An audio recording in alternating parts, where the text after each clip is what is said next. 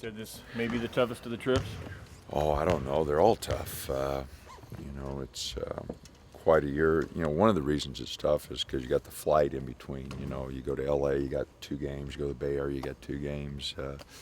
Arizona's a bus trip, but this one's a little different because you got the flight and change cities and that. So, but no, they're all tough this year, and this will be a tough road swing. I think both of them are 8-0 or were until Utah went up and beat Colorado, but both teams are playing well at home right now. Yeah, I think all the teams are playing well at home. If you look at almost all the conference schools, they've been really good at home, and kind of speaks for the history of college basketball. It's always been a home court sport. I think you and Elgin are the only two that have been to these places. None of these guys were around 2 years ago. Do you tell them, kind of give them a heads up on kind of what the atmosphere's been like there, or do you just let them go in? Oh, we'll just let them go in.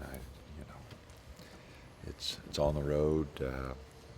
We've had a couple environments that have been pretty good, and these two will be really good. Everybody needs a win, and you got to protect home court. So I'm sure it'll be pretty lively at both spots. You guys looked like you improved quite a bit on offense in that Stanford game. How would you assess how your team's improved? Well, I thought the second half we did move the ball a little bit, moved it pretty good.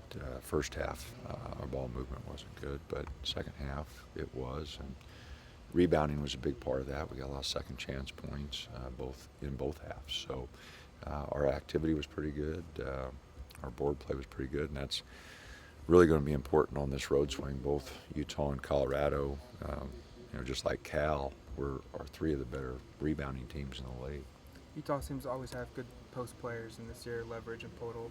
How much importance does that put on Bell and Boucher to be productive but also to stay out of foul trouble?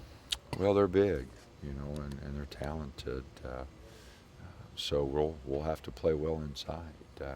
And they're deep inside. They can run a lot of guys at you. So both teams, both Utah and Colorado, are very deep inside. So we'll have to play well, and our bigs will have to battle. And as I mentioned earlier, rebounding will be a big, big factor.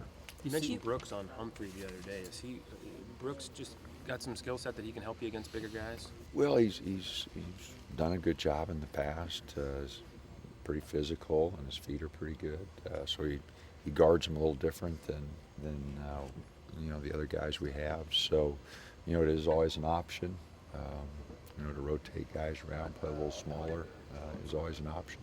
You guys haven't really been that dominating on the board so far this season, but against Cal and Stanford, you were. How happy are you with the response that this team came, specifically off the boards? Well, we need to do a better job there. I think it's an area that the guys can use their athleticism. Although we're not a big team, we are fairly athletic, and we need to do a better job there of using that athleticism on the boards.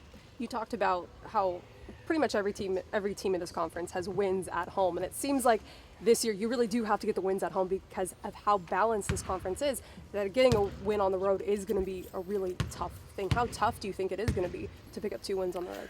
Well, it's the history right now, or the 2-3 weeks that we've been in the league.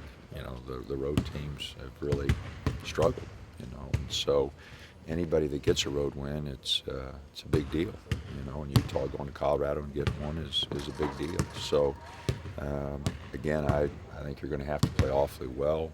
You're going to have to hit your throws. You're going to have to match people on the boards. You can't give up easy baskets. There's a formula for winning on the road, and I don't think it's ever changed over the years. You got to get the crowd out of it a little bit by not giving up, big plays. A lot of those big plays happen on turnovers, so handle the ball and make them earn everything. Try to keep the crowd out of it. Utah had a big win over Duke. What's your scouting report on the Utes? Well, they're a good team. They miss Wright a little bit, like we miss Joe. But again, they're deep. They're athletic. Good inside. Be a big challenge for us, no doubt.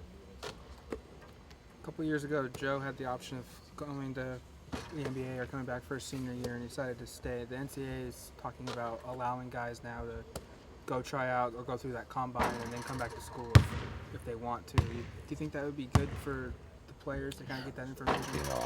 I think whatever's best for the players is whatever's in their best interest is what we ought to look at. So I think they have some kind of a period now where they can, check into things. But it's not an easy question. But I think whatever benefits the players, is probably the direction we ought to go. Joe hit that big shot over Utah in the Pac-12 tournament last year.